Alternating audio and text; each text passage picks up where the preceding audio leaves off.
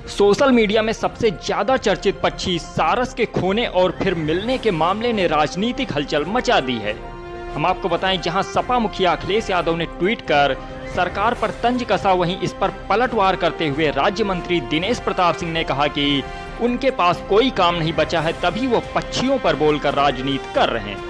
हम आपको बताएं, अमेठी के जामों से सारस पक्षी उस समय चर्चा में आया था जब आरिफ नाम के शख्स के साथ उसकी दोस्ती के किस्से सोशल मीडिया पर वायरल हुए थे। सपा के राष्ट्रीय अध्यक्ष अखिलेश यादव आरिफ और सारस की दोस्ती देखने जामों भी पहुंचे थे।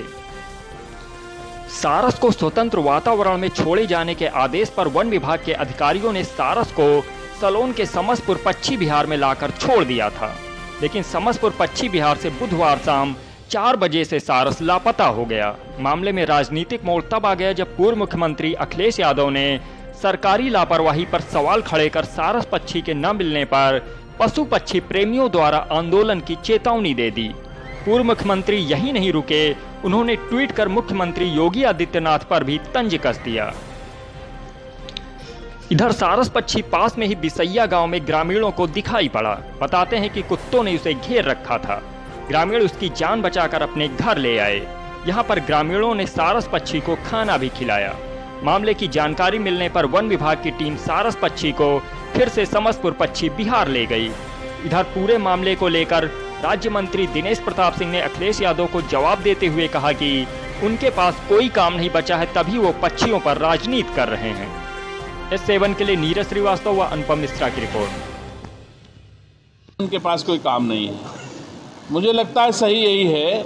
अब कोई काम नहीं है तो पक्षी पर कोई बोलेगा। जैसे पक्षी सारस पक्षी हमारा, उन्होंने कहा जिससे मिलते हैं उससे सब छीन लिया जाता है। नहीं, ऐसा तो नहीं लगता है, उनको लगता होगा, ये उनकी बात है, मुझे उस पर कुछ नहीं कहना है। लेकिन मैं समझता हूँ कि राज्य सरकार जनता के हित में कानूनन, वैधानिक रूप से, संवैधानिक रूप से जो उपयोगी, जहाँ जो उचित होता है वहाँ करते हैं। सारस पक्षी किसी व्यक्ति विशेष को पालने का अधिकार, बंधक बना के रखने का अधिकार, अपने घर में रखने का अधिकार किसी को प्राप्त नहीं है। तो उसके हिसाब से मैं समझता हूँ वो निर्णय लिए गए होंगे, और उसको हर चीज़ को मुख्यमंत्री जी से क्यों जोड़ लिया जाता है? ये सरकार का काम है, सरकार के अधिकारियों का काम है। वन विभाग ने सोचा है कि वो संरक्षित पक्षी है जिसको किसी व्यक्ति के द्वारा रखा गया, उन्होंने कहा कि भाई ये उचित नहीं है, आप इसको छोड़ दिए, उन्होंने छोड़ दिया। अब जहाँ पक्षी अभयारण्य है वहाँ उन्होंने छोड़ दिया।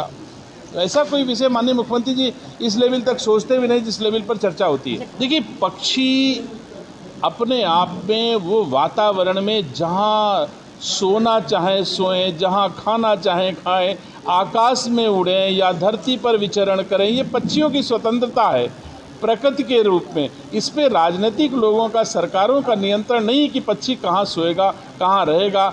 हाँ, व्यवस्था सरकारें करती हैं कि साहब समसपुर पक्षी विहार में पक्षी आएँ, यहाँ पर उनको दाना पानी रहने की सुविधा है, रहना चाहे रहें, ना रहना चाहे तो जहाँ रहना चाहें। साइबेरिया के पक्षी भी आके यहाँ चले आते हैं। अब साइबेरिया के लोग कहें कि ये पक्षी वहाँ क्यों चले गए, अथवा रायबरेली के लोग कहें कि साइबेरियन पक्षी समसपुर में कैसे आ गए, तो ये हमारे आपका तर्क का विषय नहीं है।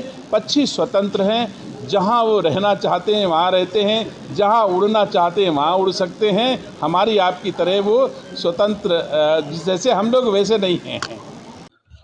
ये अमेठी वन प्रभाग द्वारा दिनांक 21 तारीख को लाया गया है यहाँ पे, और ये 22 कल विचरण किया, इसने सुबह निकल गया। ये 21 को यहाँ ये कैंपस में ही रहा, 22 को ये निकल गया यहाँ से, और शाम को ये बिसैया साइड में पाया गया रात में, और आज सुबह भी यहाँ जब लाया गया रात में, उसके बाद सुबह ये यहाँ से निकल गया, विचरण पे कर रहा है।